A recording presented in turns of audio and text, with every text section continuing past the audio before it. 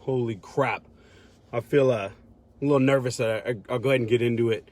I want to talk about big whys, the reason why people get up out of bed, the reason why they do what they do. I'm also at the end of this video, I'm going to share with you guys like how you can help me share my big why, how you can help me shine my light and accomplish what I'm looking to accomplish just while I'm here on this earth. So guys, if you don't have a big why and something that's working to serve you, to get to you where you want to go, if you don't have a big why that helps you get up in the morning and go to work and go out there and help as many of God's people as you possibly can, I challenge you to get in touch with that side of yourself. I challenge you to dig deep and ask yourself, like, why? Like, what's the most important thing in this world?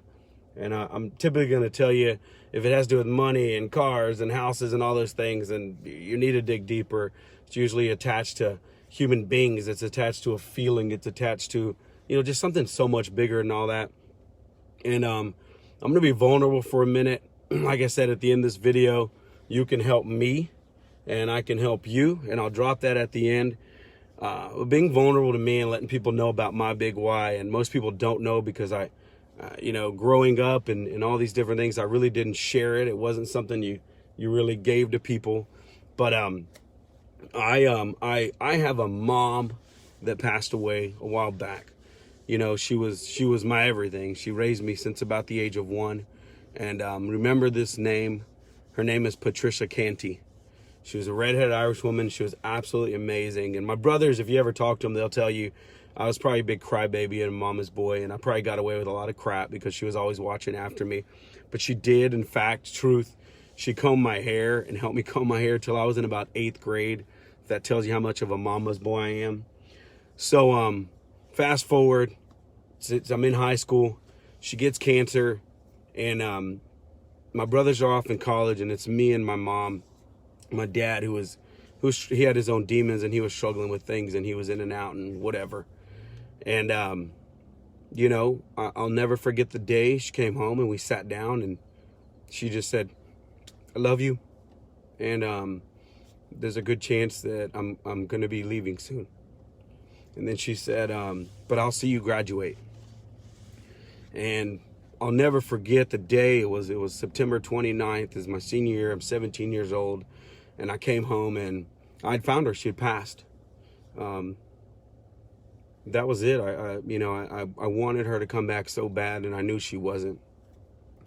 And from the age of about 17, and people will probably tell you, it probably started earlier when I was 16, but from the age of about 17 to about the age of 21, I was just a troublemaker. I was in and out of going to jail and doing a lot of crazy things, and just starting trouble. And I really did not care about consequences. Honestly, I didn't believe in God.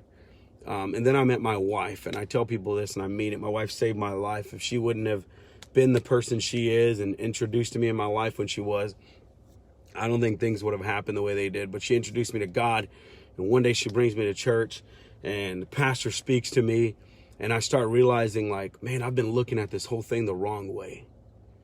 I thought that, oh my gosh, I feel, like I'm a poor little old me. My mom was taken from me at the age 17, and woe is me, and feeling sorry for myself and running around being destructive. It was at that time that I realized that God didn't take her from me when I was 17. He gave me 17 years with an absolute angel. He gave me 17 years with someone who loved me as if I was her own when she didn't have to. She was a volunteer in my life, and it was one of the most amazing things that could have possibly happened. And when I flipped the script and I started looking at that way, everything changed.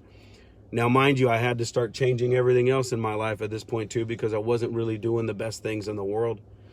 But I created an analogy or a little story for my big why, and I challenge you to create a story for your big why and really figure it out and like dig into it. And it was basically when I was 21, I came with that story where I was like a speck of glitter. And some days from heaven she could see me, and some days she couldn't. And I would ask myself, like, how do I make sure she can see me from heaven? How do I make sure that now that she's in heaven, she sees the person that I am and who I can be? Because I'm telling you, when she was passing, I was a bad kid. My older brothers will tell you, and my brother Angel, one day he said, Mom's dying and you're basically a piece of crap. Like, this is what she sees. This is how you're behaving. And I was selfish and I was destructive. It is what it is. I can't change it now. But I know that in order to change it, like for me to show her who I am and to totally like let her know that she did so good with me and in what she had and what she could have done with me, like she did so good with me. The only way I could do that is I had to go out and I had to shine my light. And what I mean by that is give everything away, like help as many people as you can, lift as many people up as you can. Be the volunteer to other people that she was to me. She wasn't my birth mom, but she raised me like I was her own. And that's what I began to realize, that if I wanted to stop being a speckle of glitter and I wanted her to see me from heaven and totally blind her with my light from here, I have to go out and touch as many people as I can.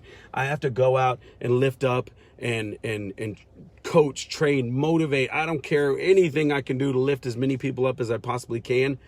And that's how I shine my light. And that's how I know that one day that I'll blind her from earth. She will look down here and she will absolutely see, like, my baby boy did some amazing things. So that's my mission. That's my journey. I'm here to shine my light and help as many people as I can. How I do that is just I lift people up, coach, train, motivate, lead, whatever I can. If you need help with anything, you got a question, call me. I want to help you any way I can. Anything I know that I've learned in my 40 years on this earth, which is a lot of crazy crap.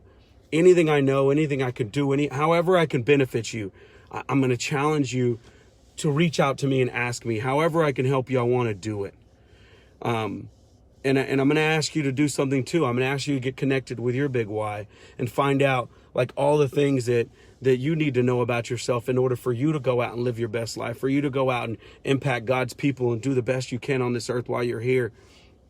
And while we're together and while I'm lifting you up and helping you any way I can, I want to let you know that you're a blessing to me because you are a part of my dream and my big why and what I need to accomplish. Because by me shining my light through you, my mom will see me one day. Like she'll really, really see me the way she's supposed to see me from heaven. And I thank God for all of you who listen even a second or a moment to any word I have to say. And anything I could ever help you with, it's yours. All my resources, anything I have, it belongs to you. Do not hesitate to ask. I love you guys so much. I want you to accomplish amazing things. I want you to go out there and do God's work today. And I'm not a pastor, and I'm nobody special. I just want to help people. And I'm a guy who's just screwed up more than probably anybody you know. And I'll continue to make mistakes, but I'll continue to do my best to help other people. And I love you guys. If you need anything, holler at me. And I'll talk to y'all later. Have an amazing day. Go do amazing things and lift someone up today. Love you guys. Bye.